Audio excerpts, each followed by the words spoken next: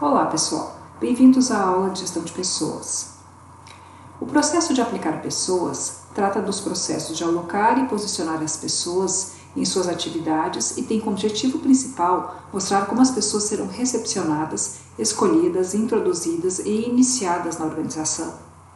Envolve os primeiros passos na integração das pessoas novas na organização, o desenho dos cargos a serem desempenhados e a avaliação de desempenho das pessoas nesses cargos. Ou seja, abrange a aplicação das pessoas como a força de trabalho da empresa e os seus resultados.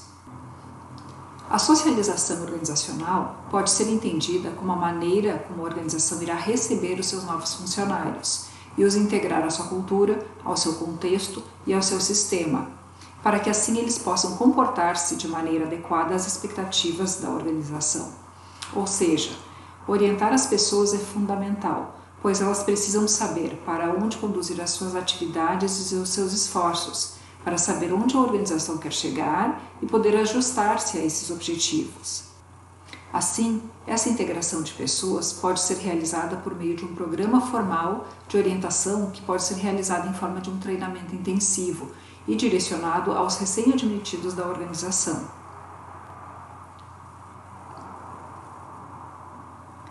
Os principais itens que podem compor um programa de integração na organização são os assuntos organizacionais, como o histórico da empresa, a missão, a visão, os objetivos globais da organização, políticas e diretrizes, a estrutura da organização, produtos e serviços oferecidos pela organização e os procedimentos de segurança no trabalho.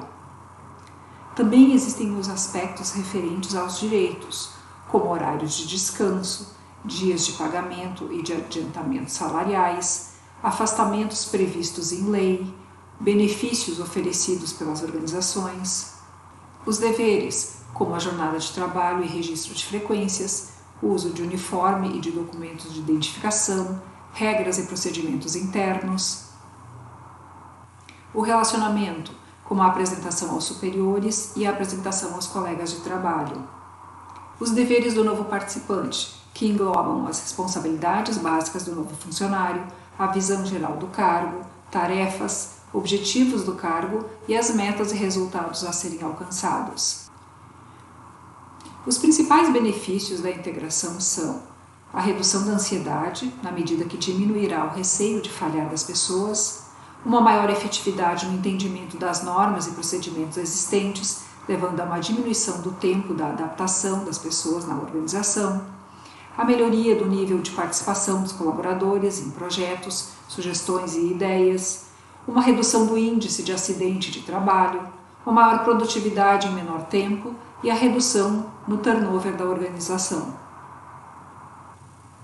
A forma como as pessoas trabalham depende de como o seu trabalho foi planejado, modelado e como a distribuição das tarefas são organizadas. As tarefas nas organizações estão contidas em cargos e a estrutura dos cargos é condicionada pelo desenho organizacional da empresa. Assim, nessa arquitetura organizacional, os cargos são distribuídos como as coisas deverão funcionar na empresa. Hoje, essa estrutura apresenta uma perspectiva mais moderna e sistêmica, visando mais juntar e integrar do que separar e fragmentar essas tarefas, por meio da flexibilidade de cargos mais mutáveis e interdisciplinares. Essa estrutura organizacional engloba o desenho do cargo, a descrição do cargo e a análise de cargo. O conceito de cargo pode ser entendido como uma composição de todas as atividades desempenhadas por uma pessoa, o ocupante deste cargo, que podem ser englobadas em um todo unificado e que figurem em uma certa posição formal do organograma da empresa. Constitui uma unidade da organização e consiste em um conjunto de deveres e responsabilidades que o tornam separado e distinto dos demais cargos.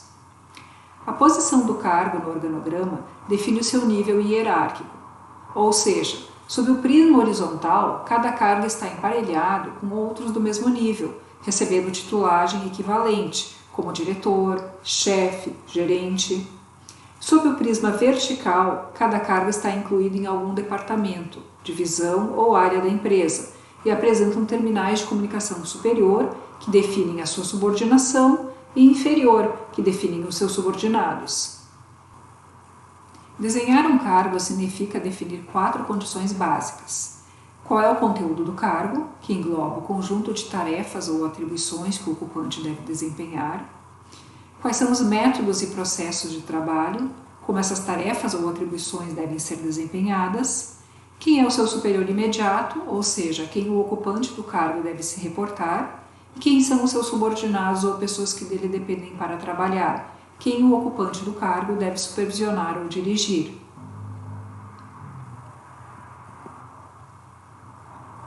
O formato comum para realizarmos uma descrição de cargo pode incluir o título do cargo, o sumário das atividades, que será o conteúdo deste cargo, as principais responsabilidades do cargo. Por fim, a análise de cargos funciona como uma análise comparativa de quais as exigências, requisitos que o cargo impõe à pessoa que o ocupa sob o ponto de vista mental, físico, responsabilidades e condições de trabalho. Concentram-se em 4 áreas de requisito. Mentais podem ser experiência anterior essencial, iniciativa necessária e aptidões necessárias. Físicos, esforço físico necessário, concentração visual, destreza ou habilidade e constituição física necessária. Responsabilidades envolvidas, a supervisão de subordinados, material e equipamentos, patrimônio da empresa, contatos internos ou externos e informações confidenciais. Condições de trabalho, no ambiente e arredores onde o trabalho é executado. Os objetivos da descrição e análise de cargos são dar subsídio ao recrutamento e à seleção de pessoas, fornecer material para treinamento, criar uma base para a avaliação e classificação dos cargos da organização, contribuir para a avaliação do desempenho, dar base para o programa de higiene e segurança da organização e ser um guia para o gerente.